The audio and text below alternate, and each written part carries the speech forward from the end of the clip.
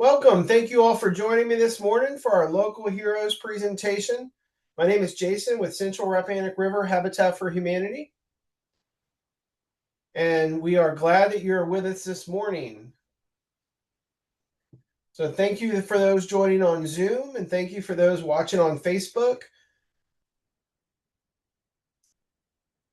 All right, this morning we're here for our Local Heroes program. This is for teachers, first responders, healthcare workers, and now I need to update this slide. We are including veterans in this as well. So if you are a veteran and you're watching this, you are eligible for our Local Heroes program. Couple housekeeping notes. This is on Zoom, and then it is simulcast on Facebook Live. So if you're on Zoom and you do decide you want to ask questions on camera or audio, it will appear on the live broadcast. There's nothing I can do to stop that. If you do type questions in the chat box in Zoom, it does not appear on Facebook. So just to let you know, if you are joining that way, you could potentially be broadcasting on the internet. Now, if you're on Facebook Live, I want to mention there's a little bit of a lag. So in order for me to make it work, what I have to do is you have to type your questions in the box, and then I look at that at the end of the presentation, and I'll answer your questions at that point. But there is a little bit of a lag in the Zoom presentation and the Facebook. Not a lot, but it is enough that the questions are really done at the end. Now, if you are on Zoom, you can type them in as you go. I might answer them live, or I might say I'll answer it at the end. The reason being, it might just, excuse me, I'm sorry, I'm just getting over a cold. The reason being is I might just haven't got to that question, answer yet. It might be already in the presentation, but we will answer all questions that are given on Facebook or on Zoom. Now, also, I'm going to give you a code. You're going to need to write this code down so that I know, so that my team knows that you've actually listened to the meeting. This program is very specific. We want to make sure you've listened to the whole thing. So I give you part of the code now and part of it at the end. The code that you need to write down is JAT. JAT. And I will give you the rest later on in the presentation. The code is only good for 30 days from the day of today. The reason being is we redo this on every first Saturday of the month. We want to make sure you got the most recent information. So if you don't get it turned in, you'll have to catch the next presentation. So this is good for the next 30 days. And honestly, I found a lot of people end up watching this 2 times before they apply. So you might just be listening today and you're not totally bought in, which is fine. You might decide you have questions and you want to talk to us more about it, which is also fine. We'll give you contact information at the end, and we'll hopefully be able to answer all your questions that would make you want to move forward with our program. First thing I like to say, you're applying for a program, not a loan, but the goal is to assist you to secure a loan in the future. The reason that is when we actually apply for a loan, there's certain laws that have to be followed. We have to give you loan estimates within a timely manner. We have to do all of these things. And oftentimes when you apply for our program, it may be 6, 7, 12 months before we're actually going to be turning in your loan based on what we have going in the pipeline and who is before you. So just like to make sure everybody is aware of that. You're applying for a program, not a loan. Who are we? Some of you may know us as Caroline County Habitat for Humanity. In 2025, we actually got a new name. We're now doing business as Central Rappahannock River Habitat for Humanity. The reason being is we now serve 5 counties. So having just a 1 county name didn't quite fit the bill anymore. We serve Essex, Caroline, King and Queen, Richmond County, and Westmoreland County. Now, we are doing business as. So what that means is if you look for us on GuideStar and other places, you're going to find us under the Caroline County name.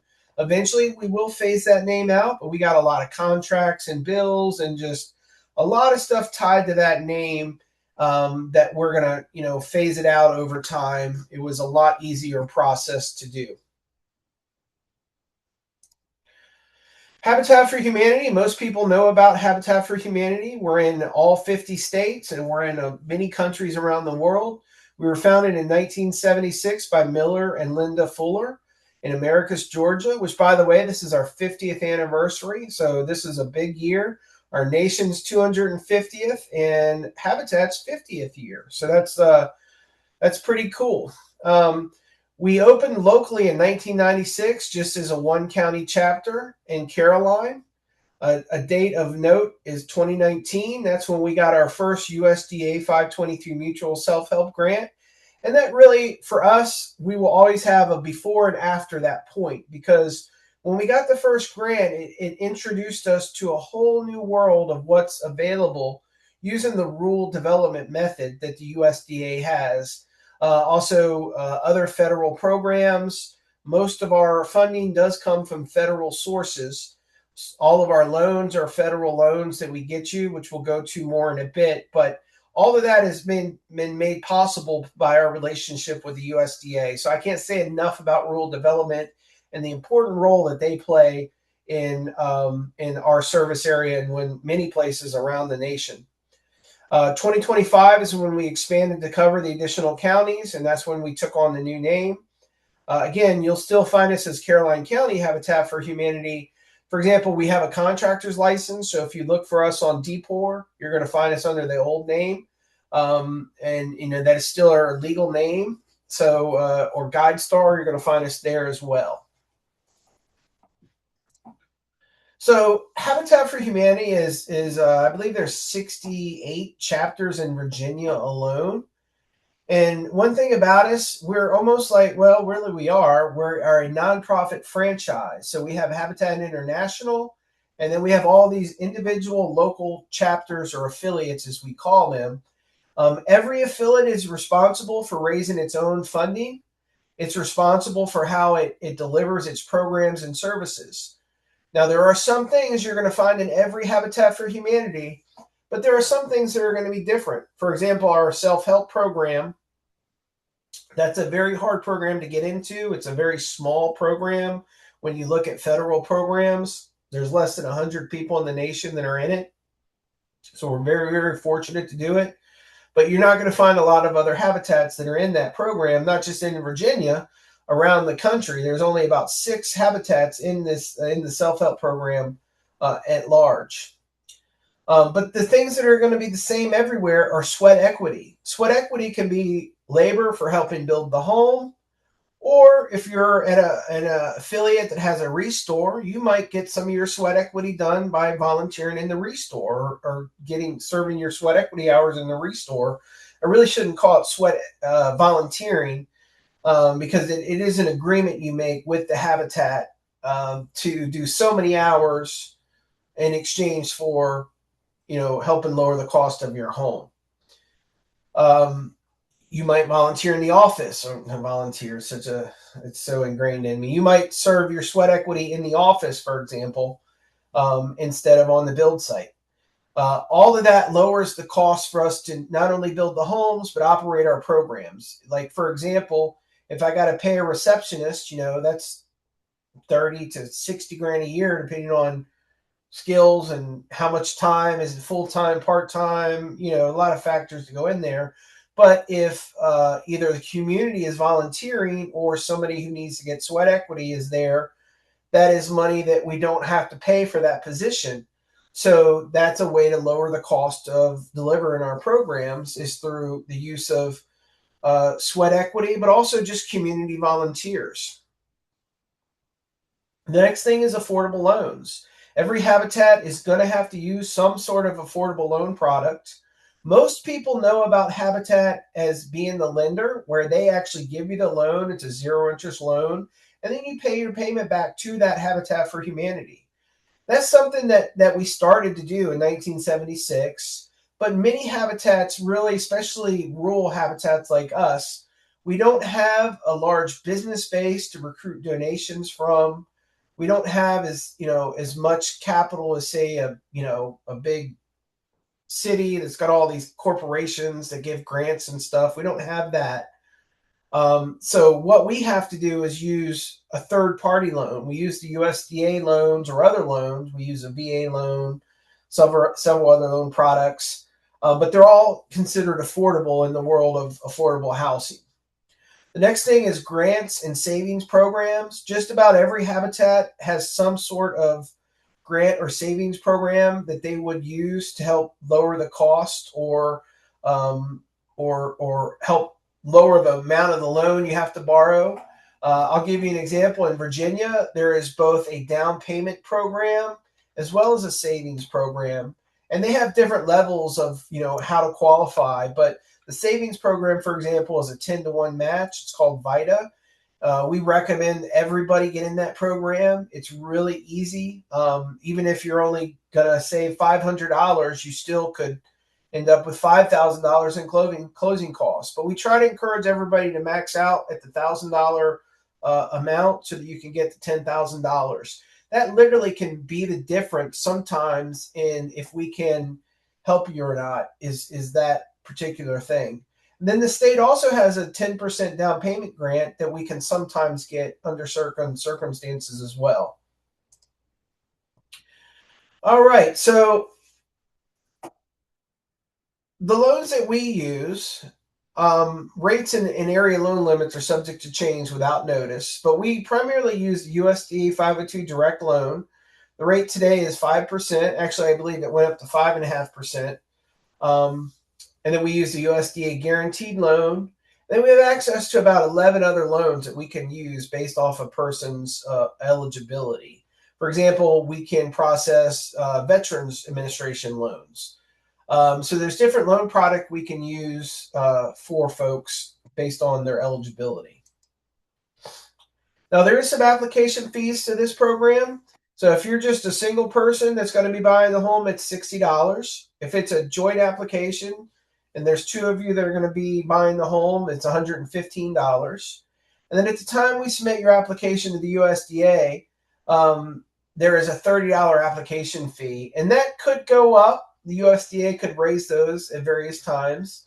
But that's another reason we want you to watch the most current video. If there's any changes, we do reflect them here.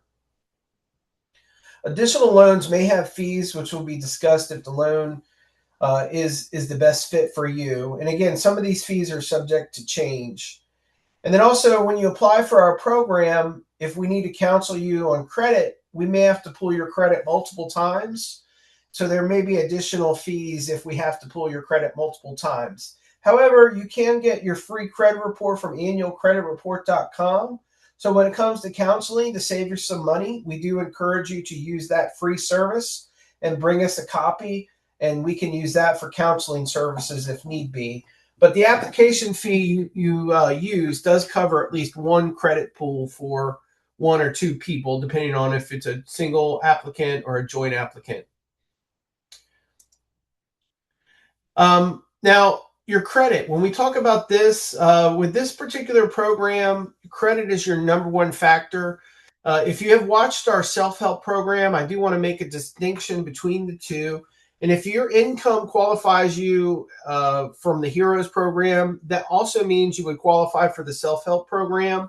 We just did that presentation right before this one. It's actually up on Facebook and will be uploaded to our YouTube page later.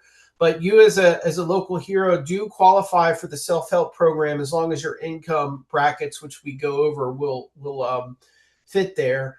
You can apply for that as well. The main difference between the two is with the self-help program, you literally build your own home with community members. So your labor, your sweat equity is part of your down payment. With this Heroes program, we're hiring contractors, or we ourselves are a modular company. You're getting the labor done for you. So you're not saving your money primarily through sweat equity. You're just getting an affordable home and an affordable loan. So with the self-help program, you're going to not only have an affordable payment, but you're going to move in with at least 20% equity, but sometimes even more than that. With this program, you're pretty much going to pay what the house appraises for because contractors are being used to build this house. So your credit report is a big part of it. I already talked about the fees there. They continue to go up. Depending on your circumstances, we may need to look at your credit 3 to 4 times before we submit your loan. We may only need to look at it once, but we will have to at least look at it once. So for the initial review, we do ask you must turn in a copy of your free credit report. After the first one, if you want to pay us to do it, that's fine. If we have to pull it more than once, there would be additional fees. But we do have to pull your credit before the loan is submitted. Now, these are the income limits for our service area.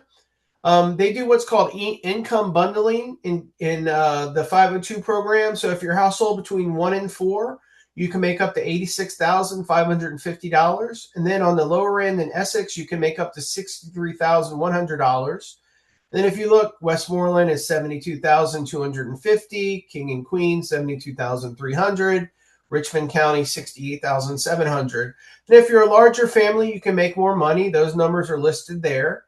Now, I do want to mention that if you need more than a 3-bedroom home, it is a lot more challenging for us to accommodate you because those homes cost more, and oftentimes we can't get you enough of a loan to do it.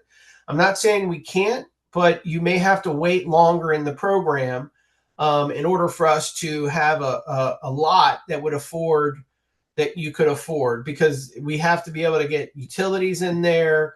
Larger septic systems mean the property can sell for more because it's a premium to be able to build a larger, more bedrooms to fit more people, especially if you're not on public utilities. If you are on public utilities, it's a little easier, but very few places that we serve actually have public utilities. Caroline has the most of them, but there are some in the other areas, but they're small. So the chances of us getting property where public utilities are is not the best chances, unfortunately.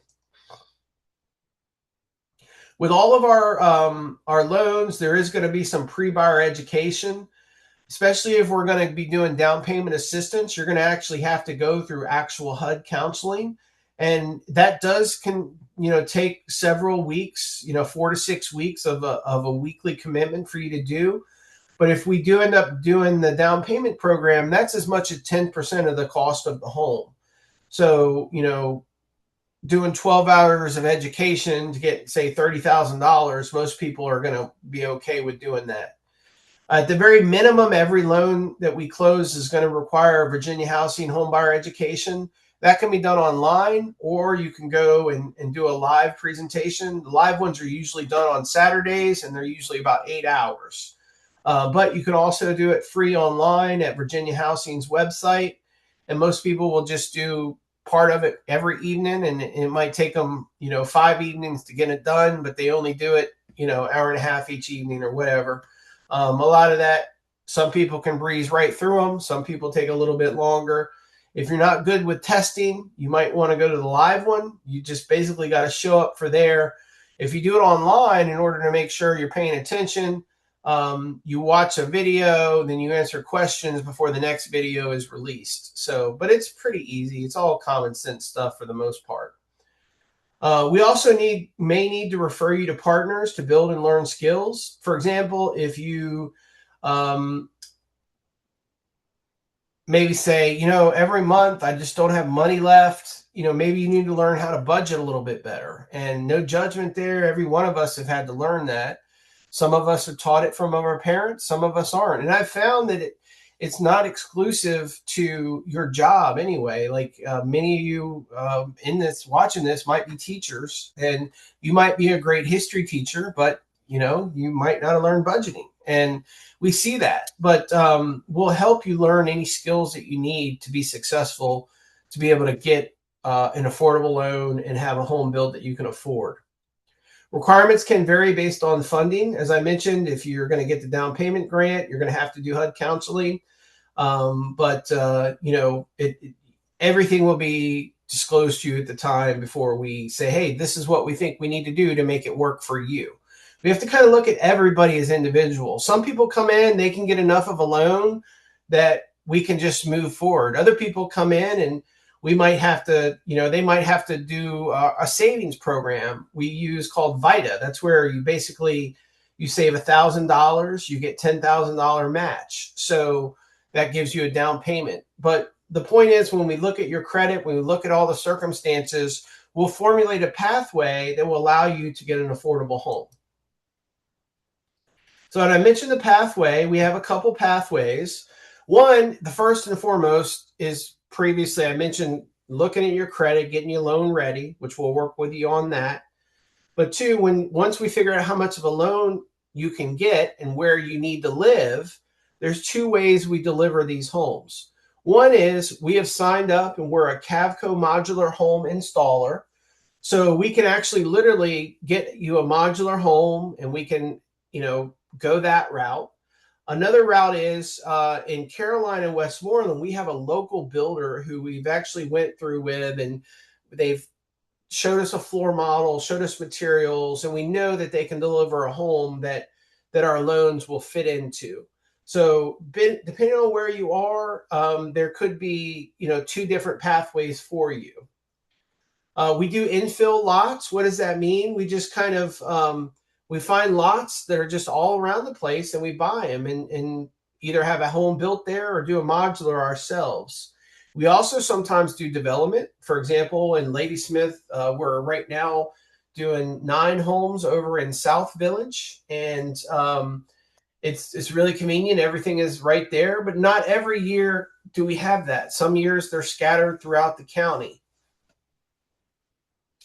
And I do also want to mention another pathway that I really need to add to this slide. If you're a local hero and your income is what we discussed, I already mentioned it once, but you could also qualify for the self-help program. The self-help, you do have to do a lot more sweat equity, but you move in with a lot of capital. So I encourage you to check that program out before you do apply for either one of those. So what kind of choices do you get for our houses? We already have pre-selected floor plans. Most of your choices are just going to be cosmetic. If your loan is enough to cover it, you can get a shed. You do incur those costs. So if we can't get you enough of a loan, then you may not be able to get a shed. But we have limited choices for the cosmetic stuff. It is honestly, it's a spec home, and you're going to get, when you look at cabinets, you might get, 5 choices of colors or 5 choices of colors and 3 different choices of hardware. Do you want brass? Do you want brushed nickel? Those types of things. So they're going to be cosmetic. How long does it take? Well, I want to mention you're applying for a program, not a loan. The goal of the program is to get you loan ready. But then we have to have a lot and a home that can be built within your budget. So sometimes that's easier than others. If you get the loan maximum approved, it's a little bit easier than if you don't get the loan maximum approved. So it is all individual. It may take one person 2 years for us to work through with you. It may take another person a year. We're trying to get no more than 3 years. And the 3 years would be as if you decided to do the self-help pathway. Usually we try to get everybody loan ready within a year, but we will let you go up to 2. And then if you did decide to do self-help, it can take up to a year to build your home. Obviously, most of the people in this program, your home is going to be built by a contractor. So the build time is a lot less, but you don't move in with that equity. You're going to pay the appraised value of that home. So that's important, again, to note that distinction. All right. So at this point, I'll ask if anybody has questions. I'll look on Zoom first and I'll see if anybody has any questions there. And then I'll check the Facebook Live page stream and see if we have any questions.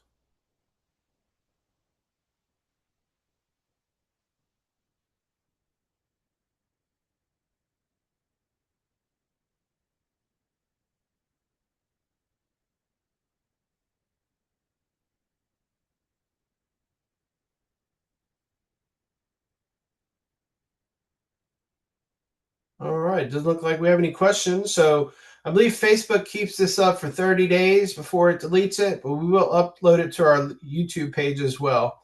Thank you all. Have a great Saturday.